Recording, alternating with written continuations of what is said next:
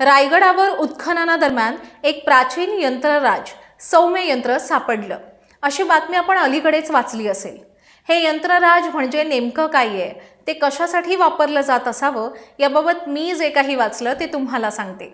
संस्कृतमध्ये या यंत्राला म्हटलं गेलंय यंत्रराज किंग ऑफ इन्स्ट्रुमेंट्स, जे अनेक वेगवेगळ्या कामांसाठी वापरलं जात असे, जसं की वेळ, दिशा, अक्षांश, रेखांश, पेरणी, भरती, ओहोटी याबाबतचे अंदाज बांधण्यासाठी, सूर्य क्षितिजापासून किती उंचीवर असेल याचा मोजमाप करण्यासाठी, ज्योतिषशास्त्र अभ्यासासाठी, अशा वेगवेगळ्या कामांसाठी या यंत्रराजाचा वापर केला जाईल। त्यावर राशीचक्राशी संबंधित खुणा, दिवसाचे वार, दिवसाचे तास अशा गोष्टी कोरलेल्या असत।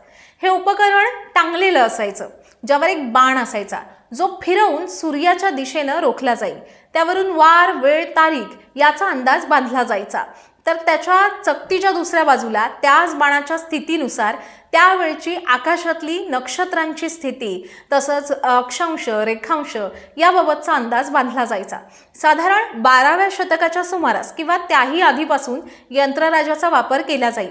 पण आता जे रायगडावर यंत्रराज सापडलंय त्याचा व्यवस्थित अभ्यास व्हायला हवा आणि त्यावर ज्या काही गोष्टी कोरलेल्या आहेत त्यांचा अभ्यास करून हे उपकरण किती जुनं असेल, त्याचा नेमका कशासाठी वापर केला जायचा, ते कोणत्या काळात वापरलं जायचं हे ठरवणं महत्त्वाचं आहे, असं इतिहास अभ्यासकांचं मत आहे।